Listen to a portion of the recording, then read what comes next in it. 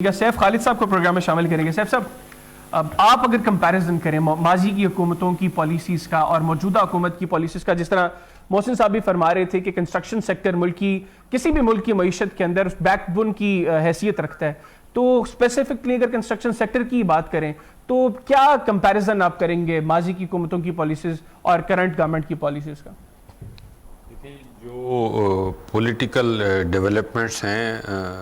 وہ تو ایک الگ صورتحال ہے، لیکن جو موجودہ حکومت کو اگر کریڈٹ دینا چاہیے تو وہ یہ ہے کہ انہوں نے پہلی دفعہ پاکستان کے اندر کنسٹرکشن سیکٹر کو ایک فارمل سیکٹر کے طور پہ یا ایک فارمل انڈسٹری کے طور پہ تسلیم کیا ہے۔ صحیح۔ اور کنسٹرکشن سیکٹر جو ہے وہ پاکستان کا جو ایگریکلچر سیکٹر ہے اس کے بعد لارجسٹ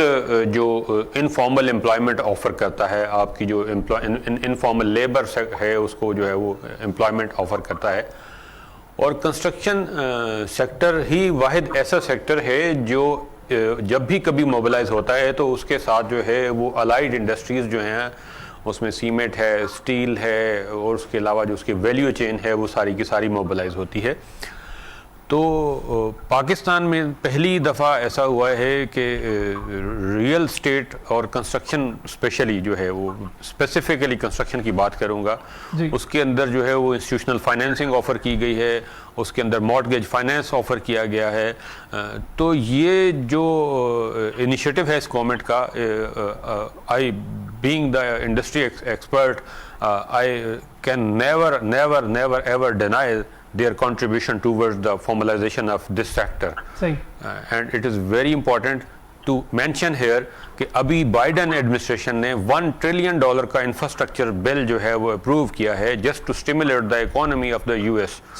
تو اس کنسٹرکشن سیکٹر کی اہمیت کا اندازہ ہم اس بات سے لگا سکتے ہیں کہ اس کی کنٹریبیوشن جو ہے وہ ایز اے ہول۔ آپ کیا سمجھتے ہیں کہ ماضی کی حکومتوں نے اس سیکٹر کو وہ امپورٹنس کیوں نہیں دی؟ میرا خیال ہے کہ یہ ایک آن گوئنگ پروسیس ہے، پورے کا پورا جو چل رہا ہے اس وقت، اور جس نے اس گورنمنٹ کو آ کے پرائمریلی جو ہے وہ ہم سمجھتے ہیں کہ انہوں نے اس کو موبلائز کیا ہے اور اس کو جو ہے وہ امپورٹنس آفر کی ہے جو شاید ماضی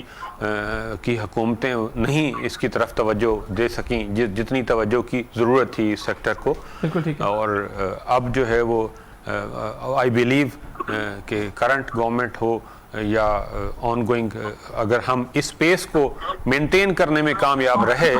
تو مجھے لگتا یہ ہے کہ ہم پاکستان میں بڑی حد تک جو ہے وہ ہاؤسنگ شارٹیج ہے اس کی بات کرتے ہیں اگر ہم، اور اسی طرح سے جو ہے وہ پاکستان کا جو کنسٹرکشن انڈسٹری ہے اس کو ایک فارمل انڈسٹری کے طور پہ ہم ریکگنائز کروانے میں کامیاب ہو جائیں گے۔ ٹھیک ہو گیا۔ مجھے